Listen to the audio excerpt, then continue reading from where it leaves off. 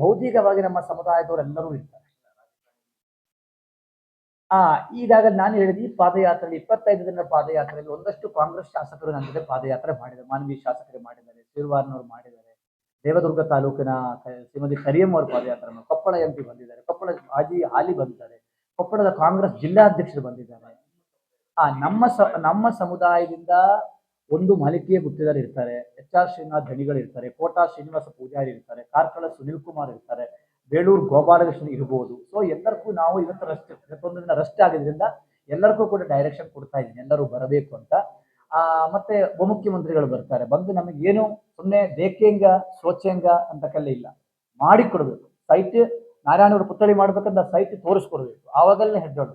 ಇಲ್ಲವಾದ್ರೆ ವಾಲ್ಮೀಕಿ ಸ್ವಾಮೀಜಿ ಮಾಡಿದ ಹಾಗೆ ಕಂಟಿನ್ಯೂ ಆಗಿರ್ತಕ್ಕಂಥ ಹೋರಾಟ ಫ್ರೀಡಂ ಬರ್ಕ್ ಅಲ್ಲಿ ನಾವು ಅದು 1 ವರ್ಷ ಆಗಲಿ 2 ವರ್ಷ ಆಗಲಿ ಫ್ರೀಡಂ ಬರ್ಕ್ ಅಲ್ಲಿ ಕೂತು ಸಾಯಿದೆ, ಎರಡನೇ ಪ್ರಶ್ನೆಯನ್ನೇ ಇಲ್ಲ ಅಂತಕ್ಕಂಥ ಮಾತು ನಾನು ಹೇಳ್ಬೋದು.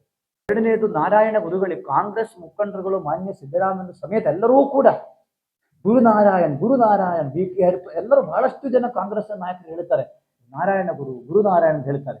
ಆದ್ರೆ ನಾರಾಯಣ ಗುರುಗಳ ಪುತ್ಥಳಿಯನ್ನ ಬೆಂಗಳೂರಿನ ವಿಧಾನಸಭೆ ಎದುರುಗಡೆ, ಒಳಗಡೆ ಬೇಡ, ಅದರ ಪಕ್ಕದಲ್ಲಿ ಎಲ್ಲಿಯಾದ್ರೂ ಕೂಡ ಮಾಡಕ್ಕೆ ಇವತ್ತುವರೆಗೂ ಕೂಡ ಸಾಧ್ಯವಾಗಲಿಲ್ಲ. ಅದು ಮಾಡಬೇಕು. ಎರಡನೇದು ನಾರಾಯಣ ಗುರುಗಳ ಪುತ್ಥಳಿ. ಮತ್ತು ST ಮೀಸಲಾತಿಗೆ ನಮಗೆ ರೆಕಮೆಂಡ್ ಮಾಡಬೇಕು ಕೇಂದ್ರಕ್ಕೆ. ಈಗ ಕುಲಶಾಸ್ತ್ರ ಅಧ್ಯಯನ ನಡೀತಾ ಇದೆ ಮತ್ತು ರಾಜ್ಯದ ಎಲ್ಲಾ ವಿಶ್ವವಿದ್ಯಾಲಯಗಳಲ್ಲಿಯೂ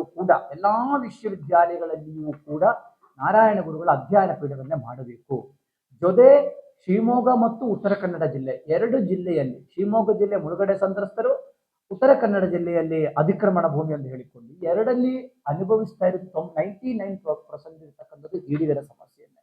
ಅದರಿಂದ ಆ ಸಮಸ್ಯೆಯನ್ನ ಪರಿಹಾರ ಮಾಡಬೇಕು.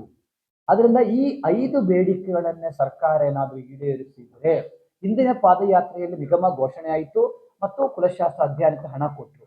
ಈ ಕಾಂಗ್ರೆಸ್ ಸರ್ಕಾರ ಬಂದ ಮೇಲೆ ನಮಗೆ 3 ಬಜೆಟ್ ಮಂಡನೆ ಆಯಿತು, 1 ರೂಪಾಯಿನೇ ಕೊಡಲಿಲ್ಲ, 1 ರೂಪೀಸು ಕೂಡ ಕೊಡಲಿಲ್ಲ. ಆದ್ರಿಂದ ಸರ್ಕಾರ ಈಡಿಗ ಸಮುದಾಯಕ್ಕೆ ಮೇಲೆ ಕಣ್ಣು ತೆರೆಯಬೇಕಾಗುತ್ತೆ.